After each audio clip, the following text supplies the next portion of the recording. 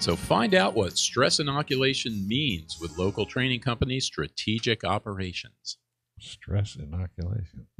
Hey, self-defense and emergencies can happen to anyone, and there's no guarantee that the justice system will be on your side. Gun owners should have coverage for the legal battle after your self-defense battle. While you protect your family and property, U.S. Law Shield is here to defend you 24/7, 365 days a year with comprehensive self-defense coverage at an affordable price. Bad guys don't take days off, and neither does our coverage. And guess what? Gun Owners radio listeners, you can get a free T-shirt when you join. You just use promo code GUNOWNERSRADIO at uslawshield.com. Stress inoculation sounds like it was like a David Bowie album, I think. It does. Pretty sure that was a David Bowie. I'm not positive. I'm not a music guy. I don't know. Yeah, right. In the studio, we have Wyatt. How you doing? I'm doing well. Thank you for having me. Awesome. And Lindell? Doing great. Found out that they are both former Navy corpsmen and currently work for Strategic Operations. So tell us about Strategic Operations. Well, it's a tactical and medical training company here local in San Diego. They originally started with Stu Siegel Productions, and they were doing... Oh, yeah, the studio over there. Open the restaurant. Yeah, yes, we're all waiting for the diner to reopen. With the remember the fried fish? It was like the size of a whale. It was awesome. That's one of the best restaurants. And is Stu seriously thinking about? Oh, we're reopening very soon. Otherwise, you can leave now because that was all I cared about. We just want to know about the diner. I want to know if Stu Siegel's gonna. They're all right. They've been renovating it, updating it, so it's gonna be good to go. Already good news. Okay, keep going. Back to work. So you're the one making all the noise next door. Oh, yes, I got it. The explosions and whatnot. Well, I'm at KUSI. Oh yes. And sometimes when you start firing weapons, you do make some of my guests hit the dirt. That is what we do. Yes, you do. So after the events of 9/11, the TV movie industry kind of changed paths because of violence. Right. So the owner said, "Hey, we're gonna go into tactical and medical training." Right. And we had all these different sets and props and the ability and the weapons and cash, and he had the ability to create these realistic villages and realistic shoot houses and hotels or whatnot. So the original SWAT teams and SDPD and DEA were the first ones that were contacting Stu for this type of training. And this was after 2001, 2002. Because Stu was a producer, but if you don't know, B movies. Yeah. And they were good. I'm not saying they weren't good. Yep. And he built that diner, if I'm not mistaken, because he made his people work like kind of late at night. Mm-hmm. And he just built them. And I think he used it as a set and probably in a couple of movies. He is such a patriot. That guy is such a patriot. He's a great boss. Yeah, he really is. So you guys Very are both supportive. you guys are both corpsmen, or as President Obama would say, corpsmen. Right? Corpsman, yes. Isn't that? I remember that. You remember that? Yep. How warm and fuzzy and Corpsman. wanted and valued did that I make had you not feel? heard that. Yeah, he was on in a press conference, and he referred to, I forget who it was, but he referred to them as corpsmen. Corpsmen. So, Commander in Chief. now what do you do at this side of that? So I'm the medical training program manager at Strategic Operations. Okay. I've been there for 5 years. Oh, wow. So I help assist, coordinate, plan all the different medical training for all the different customers and training audience. It could be the local fire, EMS agencies and law enforcement, and then to our federal tactical teams. And then we also have numerous contracts and clients with the federal government, with the Navy and the Army and Air Force and whatnot. Does this all without advertising. Yeah, I know, it's amazing. But tell everybody, what exactly is a corpsman? So corpsman is a Navy medic, let's say. The Air Force and Army, they have that term medic, but in the Navy, it's a corpsman. So it's a specialized medical provider, and you join the Navy, and then you go to school, and depending on what type of track or specialty you want to become, and then you get assigned to either a ship or a submarine or with special forces or with the Marines.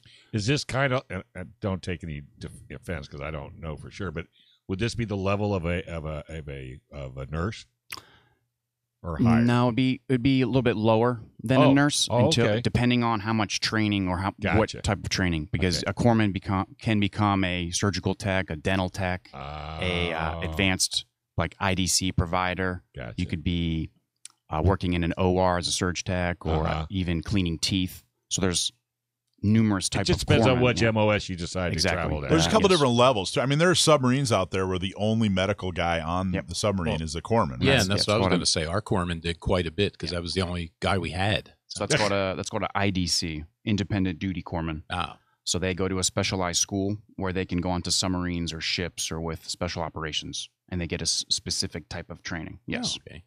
And the reason that there are no medics in the Marine Corps is the Marine Corps. Correct me if I'm right or if I'm wrong. Correct me if I'm wrong.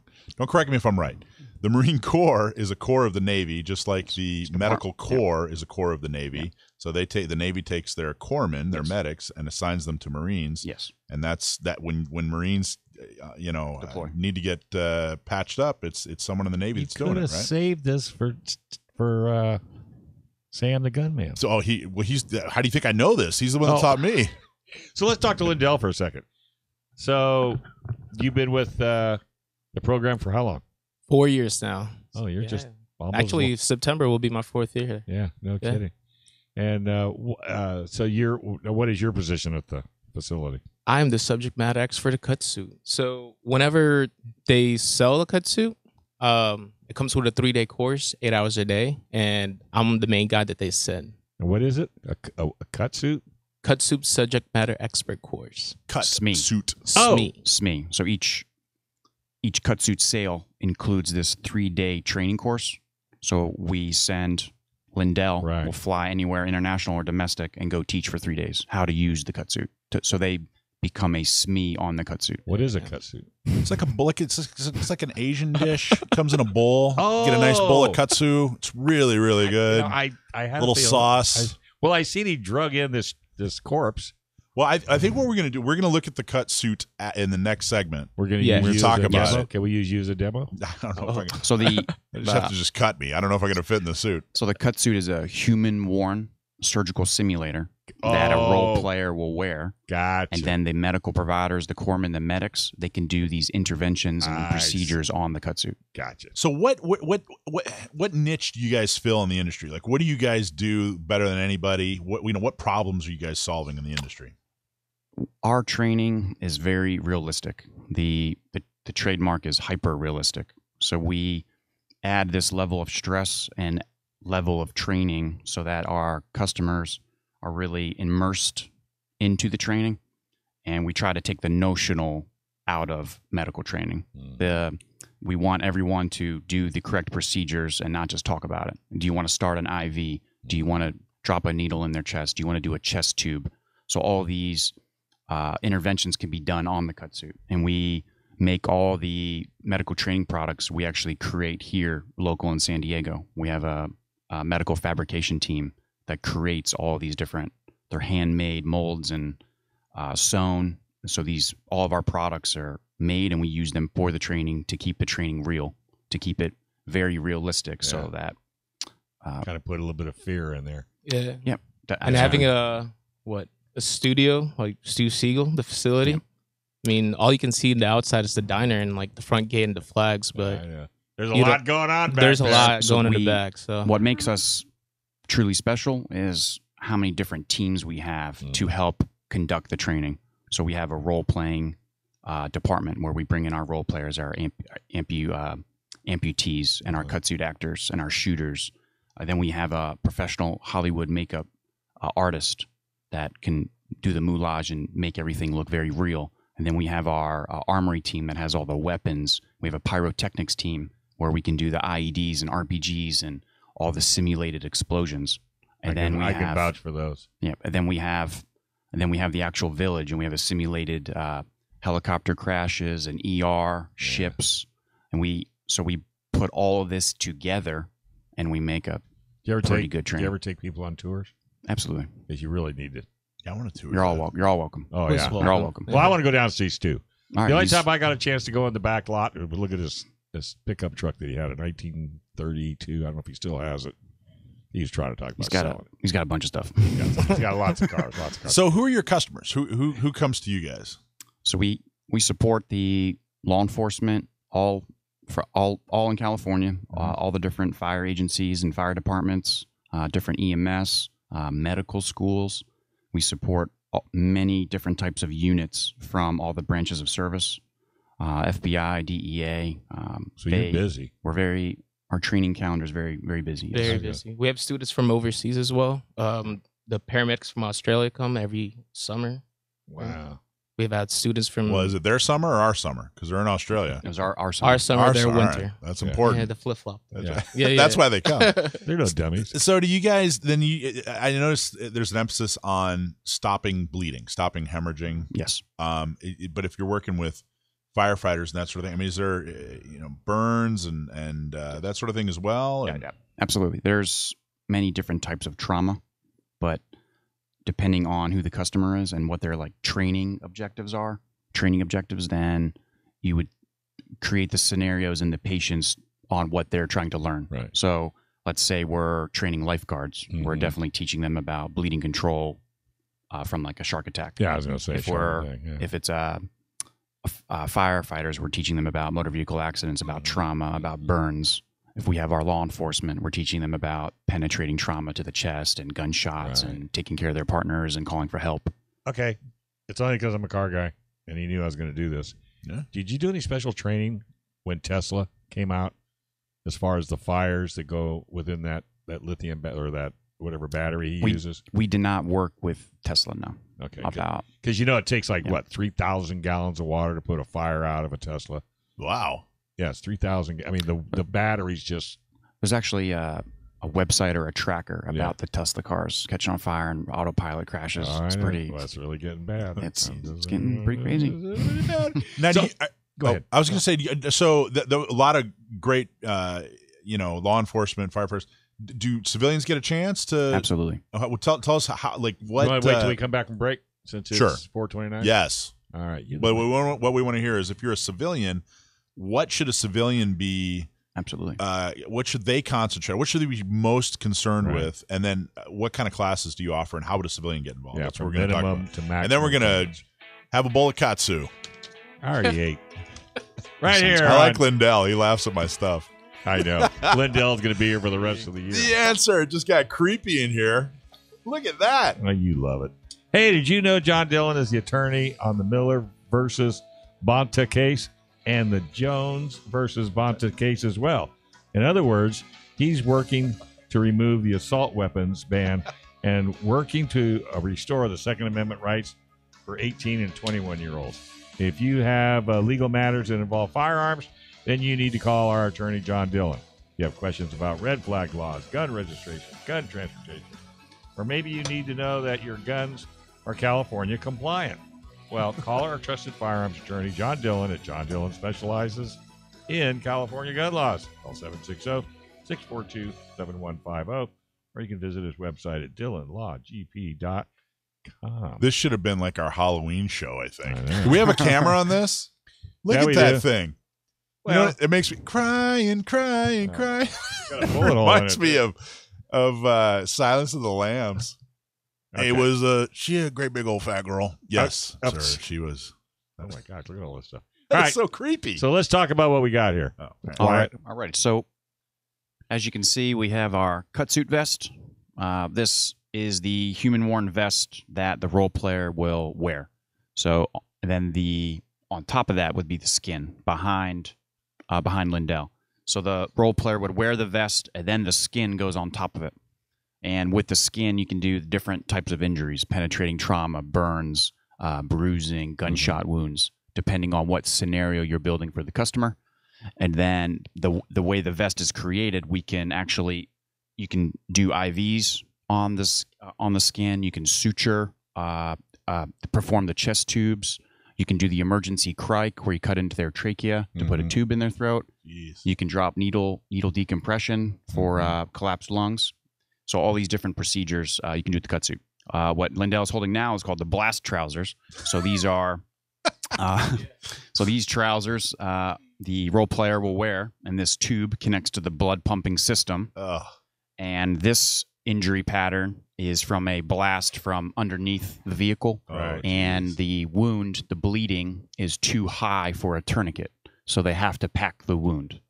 So that's what the blast trousers is trying to replicate or train. Oh So my the gosh. wound So that wound right there has the blood vessel inside, and you can pack it. You can drop your knee on it. You can pack it. You can clamp it, direct pressure. But where the location of the wound is, we cannot use a tourniquet. We have to pack a wound or use a junctional tourniquet or whatnot.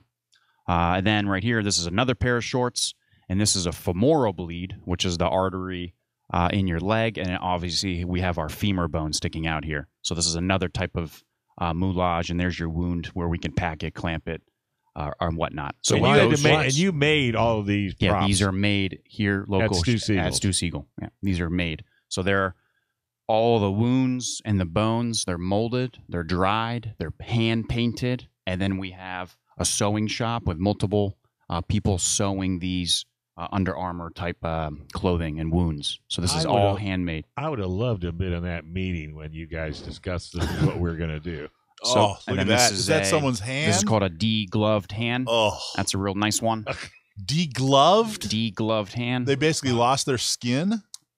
Fingers. And fingers and could just get peeled right off. So Wyatt, you said there's actually you've got arteries in there that you can go in and clamp on these things? So on inside the wounds on the arm, leg, and the blast trouser, there's actually, you can if you zoom in there, you can see the vessel in there. That's replicating the blood vessel. Right. So they can actually clamp. It's amazingly accurate. And then so you know where you're going to get your costume for this year, don't you? I want to serve this with a Chianti and some fava beans. This is and he's got that's like a head. All right, here we are. You have an actual head. We have a lacerated scalp. So the role player would definitely wear this hood. And you know that's real hair. I'm going to just tell you right now. Stu Siegel doesn't do nothing cheap. That's real hair. Holy cow. That's another injury pattern. So this kit, he doesn't want to touch it. So this kit on the floor, this is our new kit that the Navy asked us to create for training on submarines and ships. The box? Wow. So this box here, this is called the TAMK, the TCCC Advanced Moulage Kit or Afloat Moulage Kit. So the Navy contacted us and said, we'd like to get these certain injury patterns and wounds to train on our ships and submarines. Can you create this kit? So this kit is the final outcome of that project. So, and it actually, you have designers working on premises. Absolutely. We have an R&D team, and we have doctors and surgeons that work for strategic ops, and they give us their input. And then we get input from outside like training proctors and instructors from different agencies in the Navy, and they say, hey, we want to make these types of wounds. This is what we're seeing. Can you do it? And then we say, yeah, of course. So what wounds do we have in that kit then? I saw arm injuries. What else do we have? So we have we have burns, blisters, broken bones, open fractures, gunshot wounds. Here's a closed fracture. That's a pretty awesome one. Okay. So that's and you've got an open fracture in here somewhere too? Yes. So that's a closed, the bone sticking out. That's a closed fracture there. You see the bruising and you can actually touch those bones. Here's an open fracture. And you can put these sleeves on their lower leg or their lower arm, depending on what. Mike. I don't know. What am I feeling? This is a what? Internal fracture. That's a closed fracture. Oh, yeah, that is pretty fractured. Broken. If I were to describe this, I'd say Lindell, quit laughing at his jokes. Will you just quit laughing at his jokes? Yeah, it just won't stop. And also, wear this around the house. This is grab the super neck bleeder. Grab that neck bleeder as well. And also in the kit, we'll have these cards so that you can give the role players a card and say, hey, this is the injury. This is where it goes. This is how you'll act. These are the signs and symptoms as well. Right. So this device here, we call this the Multi-Junctional Bleed Trainer, the MJBT. So this one, we can put it on their neck. We could put it in their armpit or put it on their belt line. Somewhere that can't be tourniqueted. Very there good. You go. Wow. So this, very good. He's good to go, like this guy. Look at that. Let me see. Look at that one. Big old hole. Mike, what? I just threw that one right there for you. Don't throw like these bloody wounds at me across this. So with that multi-junctional, it's in our junctional areas of the body where a tourniquet will not work. Right. So we have to pack it with a specific hemostatic agent called combat gauze. And that connects up to your backpack with the pump. Exactly. And so they pack and treat that until you stop pumping, until it stops bleeding. Right? So the blood pumping system. I bet it even pulsates. We do have one in development, but this backpack one, it has a key fob, so you can press it on and off. So you could pulsate it in a sense, but so when you have the key fob, the role player can hold it, or the proctor or the instructor would hold it. Gotcha. So if they effectively pack the wound, they can turn off the blood. And so everybody needs to understand, you don't sell kits to the general public. You sell training. No, we sell kits as well. Oh, you have kits too, like a absolutely. home kit? Or, We sell. I mean, are you talking about medical supplies? well, like say for the off-road industry. I do an off-road show the very first hour. And when they're holding a big event for a lot of people going off-roading, would you have a kit that would maybe fit that scenario? No, we have medical products for training, yes, and medical training courses. I thought you were speaking about but you don't sell supplies. like I could have it and throw it in the back of my Jeep in case I have an accident. No, we go You do through the other training. distributors. Yeah, we do the training, yes. And I think that's even more important than buying the kit, because once the training's over, then you can say, and if you're interested in getting a kit, we recommend going here or there. Okay. Exactly. I think the training is the most important. How often do you normally train, let's say, any major group? I mean, do you Weekly. do it more than weekly? Weekly. We have customers weekly. Wow. So do you what kind of by the way, every injury that you handed me, I immediately put my fingers in it. Did you guys? Yeah, I noticed. You just like get this uncontrollable urge to put your fingers in whatever injury. I know it's gross. What kind of feedback? I mean, this stuff is amazingly realistic. When experienced people come in, maybe they've been in combat or maybe they've been, firefighters for a while. When they come in and see this, what kind of reactions are you guys getting? A lot of positive reactions when we have the older or seasoned, the seasoned or salty or sandy people come through training. The comment is, I wish this existed when I was going through training. And let's go back 1 inch farther, because you're showing us injuries right now, right? And he's sticking his finger in it, and he won't touch it, and everybody. But when you're showing it to the student, you got a whole lot more going on around you besides, look, here's a little wound. You got the noise, you got the smoke, you got the players. I mean, if you're replicating a car accident, they're going to think it's a car accident. Yes. Yeah, with the body laying there, you got actor. See, so that's the way to. Isn't that interesting that the movie industry would fall into this industry and enhance it? That's what makes it special. Don't you think it enhances? I mean, no matter what other kind of training you get, when you have the facilities that you have at Stu Siegel's, there's not anybody out there I know of that's your competition. We have the ability to make great training magic happen with our. What's this rib cage you got here? This looks like a. Well, that's baby back. No, you put that on first, and then you put the shirt over the top of it. Yes. Look at that. That's awesome. So right here, I want to sauce that up. You can actually drop the needles for the needle decompression here. Right. And then on the side here, we have these bleeder packs where you can cut into the chest tube. And then it even shows ribs where you could actually show broken ribs. The broken ribs we would show on the skin. Yeah. So you only do these trainings in places with really good air conditioning, I would think, huh? Or, I mean, we're outside, definitely. That's pretty hot in San Diego. Mostly outside for the training. So if a person was to buy this kit for training, what's the life expectancy?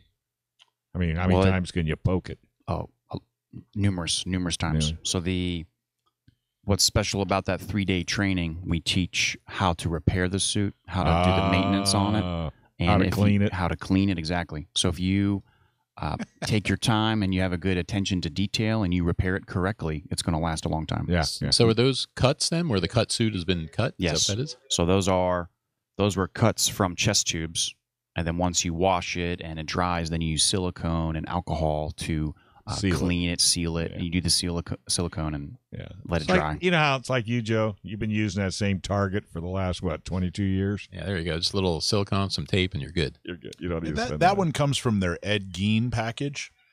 You just can't leave it alone. No, I'm not going to leave it alone. I know. As soon as I seen all this stuff, I thought, oh, my gosh, this is going to be good. This is awesome. You guys are phenomenal, man. I'm telling you.